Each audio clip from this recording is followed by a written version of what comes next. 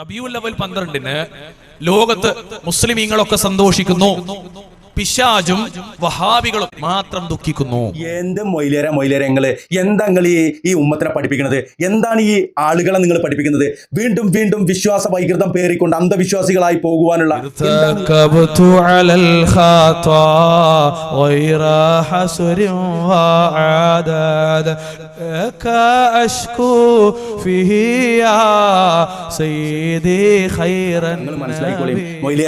മനസ്സിലായിക്കോളി. നിസ്കരിച്ചാൽ അതിന് വലിയ പുണ്യം കൊട്ടയിലേറ്റി കൊണ്ട് നടക്കാന്നല്ല നിങ്ങൾ പഠിപ്പിച്ചു കൊടുക്കണ്ടേ. നിങ്ങൾക്ക് പ്രവാചകന്മാരുടെയോ പുണ്യപുരുഷന്മാരുടെയോ ഒരാളുടെയും മരണം ആഘോഷിച്ച ഒരാളുമില്ല. ഗാന്ധിയുടെ മരണം ഇന്ത്യ രാജ്യം ആഘോഷിക്കുന്നില്ല, ജയന്തി ആഘോഷം. ഞങ്ങൾക്ക് ഒരു തേങ്ങയും കിട്ടൂല, തേങ്ങാക്കൊലയും കിട്ടൂല, ഒരു ഒലക്കയും കിട്ടൂല, ഒലക്കമൂടും കിട്ടൂല. മനസ്സിലായിക്കോളി. സ്വഹാബത്തിന് അവിടെ ദുഃഖം, അവിടെ സ്വഹാബത്തിന് ദുഃഖം, നമുക്ക് ഇവിടെ ആഘോഷം. നിങ്ങളിപ്പോ ഇവിടെ പറഞ്ഞല്ലോ ഈ സ്റ്റേജ് കെട്ടിയത് 25 വയസ്സിന്റെ ബാല്യക്കാരാണ്. നിങ്ങൾക്കൊരു വർത്താനം അറിയോ? ഞാൻ ഈ റബിയുൽ അവൽ 12-ന് രാത്രി കൊല്ലങ്ങളായി യാത്ര ചെയ്യുന്നവരാണ്. ഇങ്ങനെ യാത്ര ചെയ്യും. ചിലപ്പോൾ അയാൾ ദ്വാരക്കാൻ പറയും, ചിലപ്പോൾ പരിപാടി ഉണ്ടായി തിരിച്ചു പോകും. ഞാൻ ഈ കാണുന്ന ഒരു അത്ഭുതകരമായ കാഴ്ച എന്താണെന്നറിയോ? എനിക്ക് അത്ഭുതമാണ് ഇപ്പോഴും. അന്ന് നമ്മൾ ഈ 5 വക്ത് നിസ്കരിച്ചും ജമാഅത്തും മറ്റതും ഒക്കെ നടക്കണം, നമ്മളൊക്കെ പെരി പോയി കടന്നുറങ്ങി. അതേ സമയത്ത് അങ്ങാടിയുള്ള പിള്ളേര് നേരം വെളുക്കണവരെ അവര് തോരണം കെട്ടിയും തൂക്കിയും ഒരു ജമാഅത്തിനൊന്നും പോലും ഉണ്ടാവും. ആകെ ഒരു പണി എന്നുള്ളത് ഓർക്കത് മതിയാകൂടൂ. നമ്മൾ ഈ 5 വക്ത് നിസ്കരിച്ചും ജമാഅത്തും മറ്റതും ഒക്കെ നടക്കണം, നമ്മളൊക്കെ പെരി പോയി കടന്നുറങ്ങി. അതേ സമയത്ത് അങ്ങാടിയുള്ള പിള്ളേര് നേരം വെളുക്കണവരെ അവര് തോരണം കെട്ടിയും തൂക്കിയും ഒരു ജമാഅത്തിനൊന്നും പോലും ഉണ്ടാവും. ആകെ ഒരു പണി എന്നുള്ളത് ഓർക്കത് മതിയാകൂടൂ. ഓരെന്തിനാ അത് ചെയ്തത്? ഇബ്നു തൈമിയ്യ പോലും പറയുന്നുണ്ട്, അവന്റെ ഉദ്ദേശം നല്ലതാണ്. അവൻ ബഹുമാനിച്ചത് ആരെയാ? സുൽത്താനെയാണ്. മട്ടിയാവോന് പറഞ്ഞു മനസ്സിലായി. അസ്സലാമു അലൈക്കും വറഹ്മത്തുള്ളാഹി. പറഞ്ഞത് മനസ്സിലായിട്ടില്ല പോയിന്റ് കാക്ക. ഇയാളേക്ക് എന്താ ചെയ്യേണ്ടത്? പ്രിയമുള്ളവരെ, 5 വക്ത് നിസ്കരിക്കുന്ന അത് ജമാഅത്തായിട്ട് നിസ്കരിക്കുന്ന ആളുകൾ അവർ ഇശാ നിസ്കാരം കഴിഞ്ഞാൽ വീട്ടിൽ പോയിട്ട് കടന്നുറങ്ങും. അതാണ് റസൂലുള്ള പഠിപ്പിച്ചിരിക്കുന്നത്. അല്ലാണ്ട് ചന്തക്കൂടിയും പൊന്തുക്കൂടിയും സൂക്കിൽ കൂടിയും തെണ്ടാനല്ല പഠിപ്പിച്ചിരിക്കുന്നത്. ഞാൻ അങ്ങനെ പോയി എന്ന് പറഞ്ഞാൽ ഇപ്പം നമ്മൾ ഇശാ നിസ്കാരമൊക്കെ കഴിഞ്ഞിട്ട് എന്തെങ്കിലും സാധനം വാങ്ങാൻ പോയി എന്ന് പറഞ്ഞാൽ തെറ്റെന്നല്ല പറയുന്നത്. ദിവസം അതന്നെ ആ പരിപാടിയല്ല. ഇശാ നിസ്കാരം കഴിഞ്ഞാൽ കൂടുതൽ സംസാരിക്കാതെ, നമ്മളൊക്കെ പല ജോലിയും തൊഴിലൊക്കെ ചെയ്യുന്ന ആളുകളാണ്. നമുക്ക് വിശ്രമിക്കുവാനുള്ള ഒരു സമയമാണത്. നമുക്ക് ആ ഉറക്കം ഉറങ്ങിയാലുള്ളൂ തഹജ്ജുദിന് നീക്കാൻ പറ്റുക. തഹജ്ജുദ് നിസ്കരിക്കുന്നതിൽ കേട്ടില്ലേ? അത് കഴിഞ്ഞ് നമുക്ക് സുബഹിക്ക് നീച്ച് പിന്നീട് എഴുന്നേറ്റിട്ടോ സുബഹിയൊക്കെ നിസ്കരിച്ച് നല്ല ഉന്മേഷത്തോടെ നമുക്ക് ബാക്കി നമ്മുടെ ദിനചര്യയിലേക്കും മറ്റുള്ള കാര്യങ്ങളിലേക്കും അങ്ങനെ ഇറങ്ങാൻ കഴിയുക. ഇവിടെ ഇയാൾ പറഞ്ഞു കൊടുക്കുന്നത് എന്താ? എങ്ങനെയാണ് ഈ ബിദ്അത്ത് ഇത്രക്ക് വലിയൊരു ആഘോഷമായിട്ട് ഈ മുസ്ലിം ഉമ്മത്ത് ഇത് ആഘോഷിക്കുകയും ഇത് നെഞ്ചേറ്റുകയും ഇത് തലയിലേറ്റുകയും തലയിക്കെട്ടിൻ്റെ മുകളിൽ വെക്കുകയും ചെയ്യുന്നത് എന്നുള്ളത് ഇതിൽ നിന്ന് നിങ്ങൾക്ക് മനസ്സിലാക്കാം. ഒരാൾ ജമാഅത്തൊക്കെ കഴിഞ്ഞിട്ട് ഫുള്ള് നിസ്കാരമൊക്കെ കഴിഞ്ഞിട്ട് അദ്ദേഹത്തിൻ്റെ എല്ലാം കഴിഞ്ഞ് അള്ളാഹുവിൻ്റെ റസൂൽ പറഞ്ഞ പോലെ ഇശാ കഴിഞ്ഞിട്ട് നമ്മൾ കൂടുതൽ സംസാരിക്കാതെ ഉറക്കത്തിലേക്ക്, അതെങ്ങനെ ഉറങ്ങേണ്ടതെന്നൊക്കെ മൊയ്ലിയാരെ റസൂലുള്ളാഹി സ്വല്ലല്ലാഹി അലൈഹി വസല്ലം പഠിപ്പിച്ചു തന്നിട്ടുണ്ട്. ആ റസൂലുള്ള പഠിപ്പിച്ച് തന്നതുപോലെ നമ്മൾ വലഭാഗം ചേർന്നോ ഇനി എന്തോ ആവട്ടെ, റസൂലുള്ള പഠിപ്പിച്ച് തന്ന പോലെ നമ്മൾ ഉറക്കത്തിലേക്ക് പോയ ഓനിക്കാണ് അള്ളാഹു നൽകുക. അല്ലാതെ ഇപ്പം ഈ കഴിഞ്ഞ നബിദിനാഘോഷത്തിൻ്റെ ഭാഗമായിക്കൊണ്ട് ഒരു പ്രദേശം, ഞാൻ പ്രദേശമൊന്നും പറയുന്നില്ല, അവിടെ നബിദിനാഘോഷത്തിൻ്റെ തലേ ദിവസം തോരണം കെട്ടുന്ന ആളുകൾ അങ്ങോട്ടും ഇങ്ങോട്ടും അടി നടന്നു. അത് തോരണം കെട്ടുന്നതിൻ്റെ കഥ പറഞ്ഞിട്ടല്ല, അല്ലെങ്കിൽ കാരണം കൊണ്ടല്ല, വെള്ളടിച്ച് കിണ്ടിയായിട്ട് അങ്ങോട്ടും ഇങ്ങോട്ടും കച്ചറയുണ്ടായി എന്നുള്ള ആ ഒരു അറിവ് കിട്ടി. അത് ഒരാൾ പറഞ്ഞ് അല്ലെങ്കിൽ ഒരു സ്ഥലത്ത് നടന്നത് പറഞ്ഞറിഞ്ഞതാണ്. ആ ഓനിക്കല്ലേ 5 വക്തും അള്ളാഹുവിൻ്റെ ഹബീബും അള്ളാഹുവും കൽപ്പിച്ച നിർബന്ധ നമസ്കാരവും അതുപോലെ സുന്നത്ത് നമസ്കാരവും ഒക്കെ, നിർബന്ധ നമസ്കാരം ജമാഅത്തായി നിസ്കരിച്ച് സുന്നത്ത് നമസ്കാരങ്ങളും കഴിഞ്ഞിട്ട് വീട്ടിൽ പോയിട്ട് അള്ളാഹിൻ്റെ റസൂല് പഠിപ്പിച്ച പോലെ കടന്നുറങ്ങിയാൽ ഓനിക്ക് കിട്ടുന്നതിനേക്കാട്ടിലും കിട്ടുക. എന്ത് മൊയിലേരങ്ങൾ എന്താ നിങ്ങൾ ഈ ഉമ്മത്തിനെ പഠിപ്പിക്കുന്നത്? എന്താണ് ഈ ആളുകളെ നിങ്ങൾ പഠിപ്പിക്കുന്നത്? വീണ്ടും വീണ്ടും വിശ്വാസ വൈകൃതം പേറിക്കൊണ്ട് അന്ധവിശ്വാസികളായി പോകുവാനുള്ള എന്താ നിങ്ങൾ പഠിപ്പിക്കുന്നത്? ആരുടെ കയ്യിൽ നിന്നാണ് നിങ്ങൾ ഇതിന് അച്ചാരം വാങ്ങിയിട്ടുള്ളത്? പ്രിയമുള്ളവർ, ഇത് കേൾക്കുന്നവർ ചിന്തിക്കുക, മനസ്സിലാക്കുക. ആർക്കാണ് അള്ളാഹു പുണ്യം നൽകുക? അള്ളാഹുവിൻ്റെ ഹബീബോ പഠിപ്പിക്കാത്ത ഒരു കാര്യം ദീനിലേക്ക്, മതത്തിലേക്ക് കുത്തിത്തിരികിയിട്ട്, ബിദഅത്തായ അനാചാരം കുത്തിത്തിരികിയിട്ട് അത് നടത്താൻ വേണ്ടിയിട്ട് നട്ടപ്പാതിരക്ക് ചന്തയിൽ കൂടിയും ടൗണിൽ കൂടിയും അതുപോലെ ചില സ്ഥലങ്ങളിലൂടെയൊക്കെ അതിനു വേണ്ടിയിട്ട് കൊടിതോരണം കെട്ടണവനാണ് 5 വക്ത് നിസ്കരിച്ചവനെക്കാട്ടിലും പുണ്യം കിട്ടുക എന്ന് പറയുമ്പോൾ കാക്ക നിങ്ങൾ മനസ്സിലായിക്കോളിയും, മൊയ്ലിയരെ മനസ്സിലായിക്കോളിയും. നിസ്കരിച്ചാൽ അതിന് വലിയ പുണ്യം കൊട്ടയിലേറ്റി കൊണ്ട് നടക്കാമെന്നല്ല നിങ്ങൾ പഠിപ്പിച്ചു കൊടുക്കണ്ടേ. നിങ്ങൾക്ക് ലഭിക്കുന്ന ശിക്ഷയിൽ നിന്ന് രക്ഷപ്പെടാൻ നിങ്ങൾ നിർബന്ധമായിട്ട് നിസ്കരിക്കുകയും അവിടെ പോയിട്ട് നിങ്ങൾ കൊടി കെട്ടിക്കഴിഞ്ഞാൽ ഞങ്ങൾക്ക് ഒരു തേങ്ങയും കിട്ടൂല, തേങ്ങാക്കോലിയും കിട്ടൂല, ഒരു ഒലക്കയും കിട്ടൂല, ഒലക്കമൂടും കിട്ടൂല. മനസ്സിലായിക്കോളി നിങ്ങൾ. ഈ മൊയിലിയാക്കന്മാർ പേപ്പിക്കാണ് സഹോദരന്മാരെ. പ്രിയമുള്ളവരെ, ഇത് പറയാതിരിക്കാൻ കഴിയില്ല.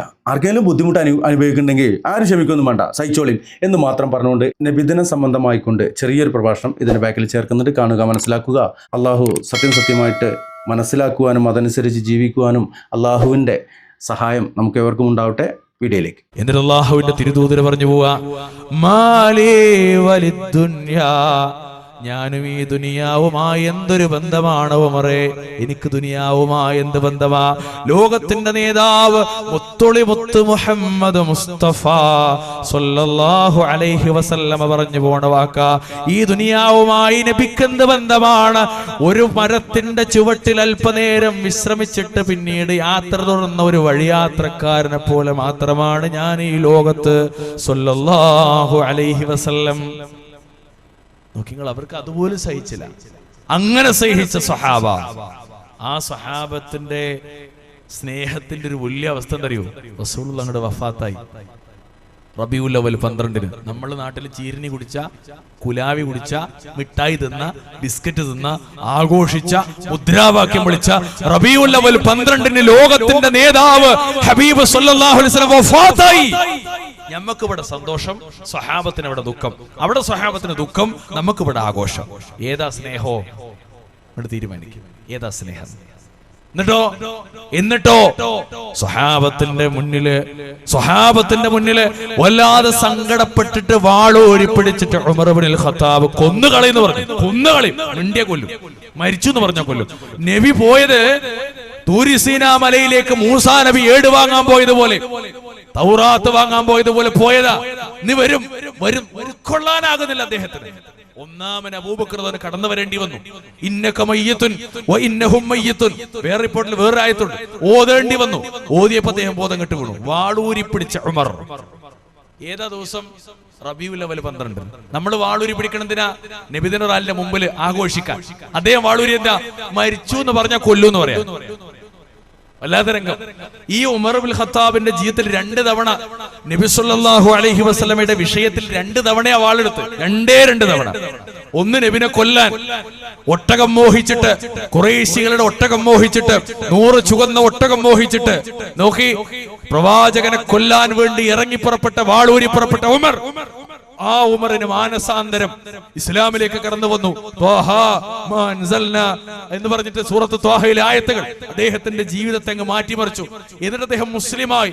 അഹ്ലുസുന്നത്തിന്റെ വീക്ഷണത്തിൽ ഖലീഫത്ത് റസൂലില്ലാ, ലോകത്ത് റസൂലുള്ളാഹിയുടെ ഉമ്മത്തിൽ 1-ാം സ്ഥാനം സയ്യിദുന അബൂബക്കർ സിദ്ദീഖ് റളിയല്ലാഹു അൻഹു, 2-ാം സ്ഥാനം സയ്യിദുന ഉമർ ഇബ്നുൽ ഖത്താബ് റളിയല്ലാഹു തആല അൻഹു. ഈ ഉമർ ഇബ്നുൽ ഖത്താബ് പിന്നെ വാളെടുക്കുന്ന റസൂലുള്ളാഹിയുടെ വിഷയത്തിൽ മരിച്ചു എന്ന് പറഞ്ഞ കൊല്ലു എന്ന് പറയാൻ.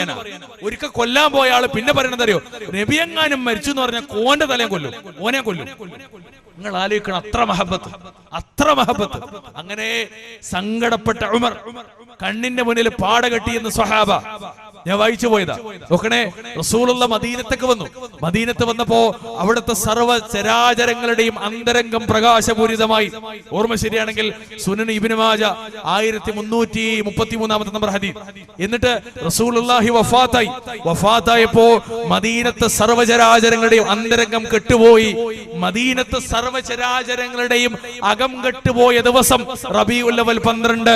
കേരളത്തിലെ സർവ്വ മനുഷ്യരും ആഘോഷിച്ച ദിവസം, സർവരും ആഘോഷിച്ച ദിവസം റബീഉൽ അവ്വൽ 12. ഒരിടത്ത് ദുഃഖം, ഒരിടത്ത് ആഘോഷം, ഒരിടത്ത് വേദന, ഒരിടത്ത് സന്തോഷം, ഒരിടത്ത് വേദന, ഒരിടത്ത് ആഹ്ലാദ പ്രകടനം. ഏതാ സ്നേഹം? നിങ്ങൾ പറയും. സ്വഹാബികൾ സ്നേഹിച്ചതാണോ അതല്ല നമ്മൾ സ്നേഹിച്ചതാണോ? റസൂലുള്ളാഹിയുടെ വഫാത്ത് ആഘോഷിക്കുന്ന ഒരേ ഒരു ജനത ഇന്ന് വരെ ലോകത്ത് പ്രവാചകന്മാരുടെയോ പുണ്യപുരുഷന്മാരുടെയോ ഒരാളുടെയും മരണം ആഘോഷിച്ച ഒരാളുമില്ല. ഗാന്ധിയുടെ മരണം ഇന്ത്യ രാജ്യം ആഘോഷിക്കുന്നില്ല, ജയന്തി ആഘോഷിച്ചാൽ പോലും. ത്രേതായുഗത്തിൽ ജീവിച്ച ശ്രീരാമൻ, ദ്വാപര യുഗത്തിൽ ജീവിച്ച ശ്രീകൃഷ്ണൻ, രണ്ടാളുടെയും മരണപ്പെട്ട ദിവസത്തെ ഹിന്ദു സഹോദരങ്ങൾ ആഘോഷിക്കുന്നില്ല. നിങ്ങളാലോചിക്കണം, ആഘോഷിക്കുന്നില്ല. പക്ഷെ ലോകത്ത് റസൂലുള്ള മരിച്ച ദിവസം കൊണ്ടാടുന്ന ഒറ്റ കൗമ് മുസ്ലിങ്ങളെ കൂട്ടത്തിലെ ചില അല്പന്മാര് വിവരമില്ലാത്തവര് മാത്രമേ ഉള്ളൂ. അതും എന്തിന്റെ പേരില്? സ്നേഹിക്കണം എന്നുള്ള പേരിൽ. നിങ്ങൾ നല്ലോണം ആലോചിക്കാൻ വേണ്ടി പറയുന്നത്. ഒരാളോടുള്ള വിദ്വേഷമോ എന്താ പറയാ പ്രശ്നമോ ഒന്നും മുന്നിൽ വെച്ചിട്ടല്ല. ഈ തനിച്ച വിദഅത്ത് റസൂലുള്ള പഠിപ്പിക്കാത്തത്. എന്റെ മുന്നിരിക്കുന്ന മുജാഹിദികളെ സംബന്ധിച്ചിടത്തോളം കേൾക്കുന്ന ഒരു ഉദാഹരണം, 22 റബീഉൽ അവ്വൽ വന്ന് നബി ആഘോഷിച്ചിട്ടില്ല. 2 വർഷവും 3 മാസവും ഭരിച്ച മഹാനായ അബൂബക്കർ സിദ്ദീഖ് റളിയല്ലാഹു അൻഹു ആഘോഷിച്ചിട്ടില്ല. 10 ചില്ലാനും കൊല്ലം 10 മാസം 10 വർഷവും ഏകദേശം മാസവും ഭരിച്ച ഉമർ ഇബ്നുൽ ഖത്താബ് റളിയല്ലാഹു അൻഹു ആഘോഷിച്ചിട്ടില്ല. അതിലേറെ ഭരിച്ച ഉസ്മാൻ ഇബ്നു അഫ്ഫാൻ, 5 കൊല്ലത്തോളം ഭരിച്ച അലി ഇബ്നു അബീ ത്വാലിബ്, എന്റെ ഓർമ്മ ശരിയാണെങ്കിൽ അദ്ദേഹം എന്ത് ചെയ്തിട്ടില്ല? ആഘോഷിച്ചിട്ടില്ല. 4 മദ്ഹബിന്റെ ഇമാമിങ്ങളും ആഘോഷിച്ചിട്ടില്ല. അതുകൊണ്ട് തന്നെ അത് തനിച്ച ബിദ്അത്താണ്. ഇത് മുജാഹിദീങ്ങൾക്ക് പറഞ്ഞവേ മനസ്സിലാവും. പക്ഷെ എന്റെ സാധുക്കളായ സാധാരണക്കാർക്ക് പറഞ്ഞാൽ ഉൾക്കൊള്ളാൻ കഴിഞ്ഞോളുന്നില്ല. പക്ഷെ നിങ്ങൾ മനസ്സിലാക്കണം, റബീഉൽ അവ്വൽ 12 നമ്മൾ ആഘോഷിക്കുന്നു, സ്വഹാബത്ത് വിഷമിക്കുന്നു. ഏതാ ശരി? ഏതാ ശരി? ഒരു പത്രം, നമ്മുടെ സഹോദരന്മാർ, കുട്ടികള്, സുന്നി സ്റ്റുഡന്റ് ഫെഡറേഷൻ SSF ഒരിടത്ത് പറഞ്ഞെന്തറിയോ? ഒരു പോസ്റ്റർ എഴുതി, റബീഉൽ അവ്വൽ 12 ലോകത്ത് മുസ്ലിമീങ്ങളൊക്കെ സന്തോഷിക്കുന്നു, പിശാചും വഹാബികളും അഥവാ ഞങ്ങൾ മുജാഹിദീങ്ങൾ മാത്രം ദുഃഖിക്കുന്നു. എന്നാ നിങ്ങൾ തിരുത്തണം. അതിൽ പിശാചിനിങ്ങളും നിങ്ങളെ കൂട്ടത്തൊക്കെ കൂട്ടായിരിക്കും നന്നാവാൻ നിങ്ങൾക്ക് തോന്നുന്നു. SSF സന്തോഷിക്കുന്നു, പിശാചും സന്തോഷിക്കുന്നു. ഇത് റബീഉൽ അവ്വൽ 12 ഞങ്ങൾ ദുഃഖിക്കുന്നു. ഹൈർ, അൽഹംദുലില്ലാ. കാരണം എന്താ അറിയോ? എന്തുകൊണ്ടറിയോ? അഹ്ലുസുന്നത്തി വൽ ജമാഅത്തിന്റെ അഖീദ സ്വീകരിച്ച, സ്വർഗത്തിന്റെ മാർഗം വേണമെന്ന് ആഗ്രഹിച്ച ഞങ്ങൾ എന്തുകൊണ്ട് ദുഃഖിക്കുന്നു? ഞങ്ങൾ എന്തുകൊണ്ട് വേദനിച്ചു? ഞങ്ങൾ എന്തുകൊണ്ട് വിഷമിച്ചു പോയി? ഞങ്ങളുടെ മുന്നിലെ ഏറ്റവും വലിയ ദുരന്തം എന്റെ ഉമ്മയുടെ മരണമല്ല, എന്റെ വാപ്പയുടെ മരണമല്ല, എന്റെ കുഞ്ഞിന്റെ മരണമല്ല, എന്റെ ഭാര്യയുടെ മരണമല്ല, ഞങ്ങളുടെ വീട് ചങ്ങളക്ക് മുകളിലേക്ക് വീണതല്ല, ആക്സിഡന്റ് ആയതല്ല. ഈ നിമിഷം വരെ ലോകത്തിന്റെ വ്യത്യസ്തമായ കോണുകളിൽ പീഡിപ്പിക്കപ്പെട്ട, ആട്ടിയോടിക്കപ്പെട്ട, നിരാലംബരായ, നിസ്സഹായരായ ഉമ്മത്ത് മുസ്ലിമയുടെ പീഡനങ്ങളല്ല, പെടാപ്പാടലുകളല്ല. ഇന്ത്യ രാജ്യത്തിന്റെ വിഭജനാനന്തരം അങ്ങ് 70 ചില്ലാനം വരുന്ന വംശീയ കലാപങ്ങളിൽ അപഹസിക്കപ്പെട്ട, ആട്ടിയോടിക്കപ്പെട്ട ഒരുപാട് മുസ്ലിം ഉമ്മത്തിന്റെ പ്രയാസങ്ങളല്ല. ഉമ്മത്ത് മുസ്ലിമയെ സംബന്ധിച്ചിടത്തോളം വരാനിരിക്കുന്നതും വന്നതും ഇനി ഏതൊക്കെ ഉണ്ടതൊക്കെ ഏറ്റവും വലിയ ദുരന്തങ്ങളിൽ വെച്ച് ദുരന്തം അല്ലാഹുവിന്റെ ഹബീബിന്റെ വഫാത്ത്. ഏതാ തെളിവ്? സുനൻ ഇബ്നു മാജ ഹദീസ് നമ്പർ 1300 മുത്ത് റസൂലുള്ളാഹി പഠിപ്പിക്കുക, എന്റെ മരണമാണ്, എന്റെ വഫാത്താണ്. ഉമ്മത്ത് മുസ്ലിമേ, നിങ്ങൾക്ക് വരാനിരിക്കുന്നതിൽ വെച്ച് ഏറ്റവും വലിയ ദുരന്തം, അത്ര ഒരു ദുരന്തങ്ങളാ ഇനി വരാല്ല. ആ ദുരന്തം ആഘോഷിക്കുന്ന ആളുകളെ നിങ്ങൾക്ക് സ്നേഹമുള്ളത് അത് വെറുപ്പുള്ളത്? നിങ്ങൾ പറയും, നിങ്ങൾ റസൂലുള്ളാഹിന്റെ മാർഗത്തിലാ അതോ നേരത്തെ നിങ്ങൾ പറഞ്ഞ പിശാചിന്റെ മാർഗത്തിലാ? നിങ്ങൾ തീരുമാനിക്കും. റബീഉൽ അവ്വൽ 12 ലോകത്ത് ദുഃഖമാണ്. എങ്ങനെ? ഞാൻ പറഞ്ഞ ദുഃഖിച്ചിരിക്കണമെന്നല്ല. അങ്ങനെ ഈ വാചകത്തെയോ നാളെ CD ഇറങ്ങും അതിനെ ദുർവ്യാഖ്യാനിക്കണ്ട. ലോകത്ത് സ്വഹാബത്തിന്റെ നിലപാട് റബീഉൽ അവ്വൽ 12 എന്താ? സന്തോഷമാണോ? ആഹ്ലാദ പ്രകടനമാണോ? അല്ല. എങ്കിൽ ആഹ്ലാദിക്കുന്ന, സന്തോഷ പ്രകടനം നടത്തുന്ന, മീലാദ് റാലി നടത്തുന്ന, അതിന്റെ വിളംബര ജാഥ നടത്തിയ, ഡിവിഷൻ റാലി നടത്തിയ, ഏരിയ റാലി നടത്തുന്ന, സബ് ജില്ലാ റാലി നടത്തുന്ന, ജില്ലാ റാലി നടത്തുന്ന, ഉത്തര കേരള, ദക്ഷിണ കേരള, മധ്യ കേരള, മലബാർ കേരള, അതുപോലെ മൊത്തത്തിൽ സംസ്ഥാനോ എന്നിങ്ങനെ മുഴുവനായി റാലി നടത്തുന്ന മുഴുവൻ ആളുകളോട് എനിക്ക് പറയാനുള്ളത്, ഏത് സ്വഹാബിയാണ് റബീഉൽ അവ്വൽ 12 ആഘോഷിച്ചത്? ഖുൽ ഹാതു ബുർഹാനകും ഇൻ കുൻതും സാദിഖീൻ. ഒന്നും വേണ്ടങ്ങള് 4 മദ്ഹബിന്റെ ഇമാമിങ്ങളിൽ ആരാ? ലോകപ്രസിദ്ധരായ കിബാറുൽ ഉലമാ. ഞാൻ തുറന്നു പറയലുണ്ട്, നമ്മുടെ നാട്ടിലെ മുജാഹിദ് പ്രസ്ഥാനം, സുന്നി, സമസ്ത, ജമാഅത്ത് ഇസ്ലാമി, തബ്ലീഗ്, ഷിയഈ, ഖാദിയാനി ഒക്കെ കൂട്ടിക്കൊള്ളിക്കും. ഇന്ന് ലോകത്ത് ഏതൊക്കെ പണ്ഡിത സഭ ഉണ്ടോ ഇഹ്യാഉ റസൂൽ ഇസ്ലാമിയ, റാബിത്തത്തുൽ ആലമുൽ ഇസ്ലാമിയ, അതുപോലെ ലജനത്തു ദായിമുൽ ഇസ്ലാമിയ, ഏതൊക്കെ ലജന അടക്കം ഏതൊക്കെ ഉണ്ടോ ലോകത്ത് പണ്ഡിത സഭ, ഈ പണ്ഡിത സഭ മുഴുവനും കൂടിയാലും ഞാൻ മനസ്സിലാക്കുന്നത് ഇമാം ഷാഫിഈയുടെ ഇൽമ അവർക്ക് ഉണ്ടാകൂല, ഇമാം അബൂ ഹനീഫത്തുൽ കൂഫിയുടെ ഇൽമ അവർക്ക് ഉണ്ടാകൂല, ഇമാം അഹ്മദ് ബിൻ ഹംബലിന്റെ ഇൽമ തഖ്വ അവർക്കുണ്ടാകൂല, ഇമാം മാലിക് റഹ്മത്തുള്ളാഹിയുടെ ഇൽമ അറിവ് അവർക്കുണ്ടാകൂല. 4 മഹാപണ്ഡിതന്മാർ, കിബാറുൽ ഉലമാക്കൾ. നമ്മൾ 4 മദ്ഹബിന്റെ ഇമാമിങ്ങൾ അംഗീകരിക്കുന്നവരാണ്. 4 മദ്ഹബിന്റെ ഇമാമികളും മഹാന്മാരാ. 4 പറയുന്നതും പിൻപറ്റുന്നവരാ മുജാഹിദുകൾ. 4-ൽ ഒരാൾ പറഞ്ഞല്ല, 4 പറഞ്ഞു ഞങ്ങൾ പിൻപറ്റും. നോക്കണേ നിങ്ങള്, ആരങ്ങനെ പിൻപറ്റുന്ന ലോകത്ത് ഞങ്ങളല്ലാതെ. എന്നിട്ട് ഞങ്ങളെ പറ്റി പറയാ ഇമാമിങ്ങൾക്കെതിരാണ്. ഏത് ഇമാമിങ്ങൾക്ക്? ഈ നാട്ടിലെ ഏതെങ്കിലും തലകെട്ടിട്ട് ഇമാമിങ്ങൾക്ക്? അത് സോപ്പല്ല. ഈ 4 ഇമാമിങ്ങൾ ഇവരാരാ നബിദിനം ആഘോഷിച്ചത്? തെളിവില്ല. സത്യത്തിൽ എവിടെയും തെളിവില്ല. നബിദിനം ആഘോഷിച്ചതിന് ചരിത്രത്തിൽ തെളിവില്ല. ആകെ ആഘോഷിച്ചത് ആരാ? വൃത്തികെട്ട ഭരണം നടത്തിയ, ജനതകളാൽ പരിഹസിക്കപ്പെട്ട, മുടിഞ്ഞ ഭരണം ഒന്ന് മുടിഞ്ഞു കിട്ടിയെങ്കിൽ വിചാരിച്ച ആ ജനതയെ ഞാൻ നല്ലൊരു ഭരണാധികാരിയാണെന്ന് വരുത്തി തീർക്കാൻ വേണ്ടി ഒപ്പിച്ച പണിയാണ് മുദഫർ രാജാവിന്റെ ജന്മദിനാഘോഷോ. ജന്മദിനാഘോഷത്തിന്റെ ചരിത്രം ഒന്ന് പഠിക്കണങ്ങൾ. മുദഫർ രാജാവ് വൃത്തികെട്ടവനാ. മൂപ്പര് ജനതന്റെ സപ്പോർട്ട് കിട്ടാൻ വേണ്ടി മുത്തുനബിന്റെ സ്നേഹം വെച്ചിട്ട് എന്ത് ചെയ്താണ്? ഒപ്പിച്ചതാ. അങ്ങനെ എന്ത് ചെയ്തു? എല്ലാ കൊല്ലം മൂപ്പര് ഒരു പണ്ഡിതനെ വെച്ചിട്ട് ഒരു മൗലൂദ് നബിയോട് ചരിച്ചു. എന്നിട്ട് പിന്നെ ആ നബിദിനത്തില് ആ മൗലീദിന്റെ ഇതൊക്കെ ഇങ്ങനെ ഓടി പാടി അതിങ്ങനെ കൊണ്ടുവന്ന്. ഇപ്പൊ നിങ്ങൾ ആലോചിച്ച് നോക്കി, ഞാൻ ഒരു കാര്യം കൂടി നിങ്ങൾക്ക് പറഞ്ഞുതരാ. ഇതിനകത്ത് ബിദ്അത്ത് മാത്രമല്ല, ശിർക്കുണ്ട്. ഏത് നബിദിനത്തില്? എങ്ങനെ നബിദിനത്തിൽ ശിർക്ക് വരാ? റാലി നടത്തിയോന്നല്ല, അത് ബിദ്അത്താ. പാട്ടുപാടിയതല്ല, അത് അന്നത്തെ ദിവസം ഇങ്ങനെ പ്രത്യേക പുണ്യം പതിച്ചുകൊണ്ടത് ബിദ്അത്താ. എങ്ങനെയായാലും നബിദിനത്തിലെ ശിർക്ക് വരലറിയോ? ആ നബിദിനത്തില് മങ്കൂസ് മൗലൂദ് എന്ന് പറഞ്ഞൊരു മൗലൂദുണ്ട്. മങ്കൂസ് മൗലൂദ്. ആ മങ്കൂസ് മൗലൂദിൽ ഒരു വരിയുണ്ട്. ആ വരി എന്താ നിങ്ങള്? ارتكبت على الخطا غير حسر وعداد كأشكو فيه يا سيدي خير النبي കുറ്റമെന്ന വഹനമിൽ അറ്റമില്ല ഞാൻ കേറി അങ്ങയോടന്യായം ഞാൻ സയ്യിദി ഖൈറൻ നബി. പാപമാകുന്ന വാഹനത്തിന്റെ പുറകിൽ ഞാനങ്ങ് മുതുകത്ത് ഞാനങ്ങ് കയറിയിട്ടുണ്ട് റസൂലേ.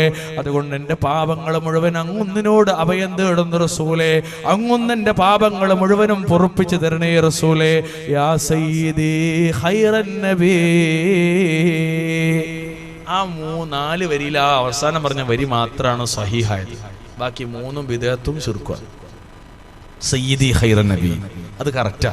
നബിമാരുടെ മുഴുവനും സയ്യിദ്, നബിമാരുടെ മുഴുവനും നേതാവ്, സർവ സൃഷ്ടികളിൽ വെച്ച് ഏറ്റവും ശ്രേഷ്ഠർ, ഏറ്റവും മഹത്വമുള്ളവർ. ചൊല്ലിക്കോളി സ്വലാത്ത് സ്വല്ലല്ലാഹു അലൈഹി വസല്ലം.